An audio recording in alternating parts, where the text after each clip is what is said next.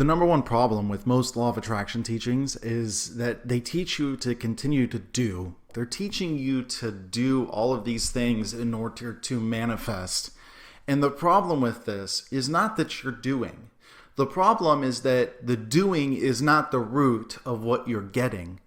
Your being is the root of what you are getting, because your being is the root of what you are doing. Charles Hannell, one of Napoleon Hill's mentors, said that a man can only do to the extent that he can be, and a man can only be to the extent that he is. And what a man is determined by his self-image, and his self-image being everything that he is consenting to as true about himself.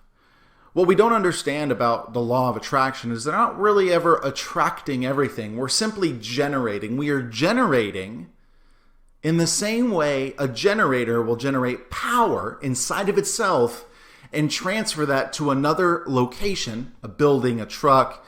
We also generate experiences based upon our state of consciousness. So the whole thing here is getting way beyond the doing aspect and getting into the being aspect, because if we can be, we will naturally do. How awesome would it be to stop struggling with figuring out how to take the right action, what action to take? What if you could just trust that you would take the right action and generate the results that you want? And this is what living from the end truly means. It means that living in such a confident state of being that the action that comes and the result that is a result of the action both carry the same substance of the beingness that created them. You'll often notice that if you're trying to do affirmations and writing I am rich and carrying all these vision boards, more often than not, you're not feeling very aligned. Sure, you may for a couple seconds, but then you go back during the day, you say, yeah, I'm not really feeling that. Because you're attempting to do instead of shifting your beingness, shifting your state of consciousness. So how do we begin to allow the doing to be something we have faith in and the results that come from that, rather than struggling with, oh man, I just sat in the state, I'm kind of impatient, blah, blah, blah. How do we get out of all this confusion and this mess? The first piece to this, the first piece to ending the struggle of manifestation, is coming into an awareness of being of your true nature, right? If you come into the awareness of being that you are infinite, that you are divine, that you are consciousness, which encapsulates everything that is and goes beyond it, it's impossible for you to live in lack. It is impossible for you to perceive lack if you are already perceiving yourself to be the source of being itself. So you're no longer doing to try and get. You're understanding that you are the very source of being, that you and the thing that you want come into being from.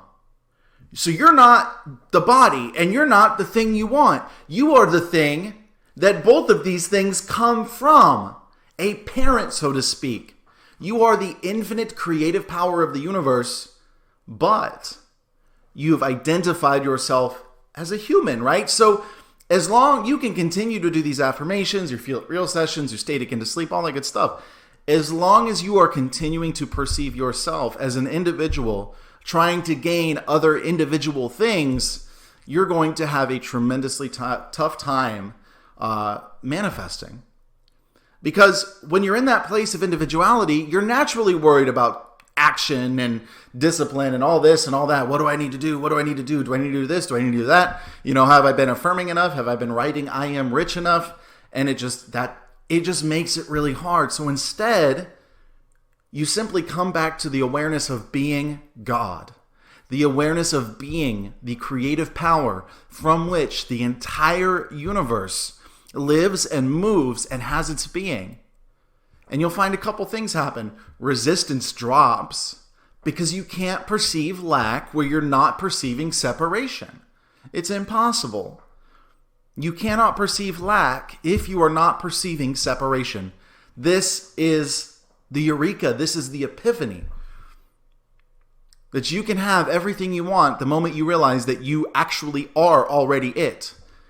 And any perception that separates it from you is the very sin that is keeping you from the thing you're wanting. How about that for a mind changer? And when we begin to really integrate this into our daily lives, we begin to find a lot of really cool things start happening. We find a lot more synchronicities. We find a lot more flow. We find a lot more things just unfold in ways, we could have never perceived, but ways that are perfect for us. We're no longer struggling with figuring out how to act and, what action to take and what things to do. And it's just all complicated. Just like drop all of the complications. Drop all the complications. And I'm not Canadian, but drop them all. Live in the awareness of being divine, the awareness of being consciousness, that which everything comes into being from, the source, the very tangible source of power.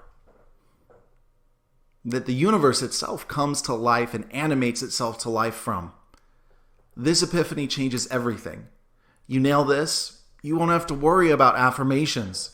People ask me, well, what are your methods? What are your tips? What are your tricks? What do you do? I say, I don't really do anything. I just accept my desire because I know I'm God. I know that I am divine. I know that I am consciousness. I know that I am whole, and I deserve anything that I want because I am the source from which anything that I could want comes into being from. That's the miracle.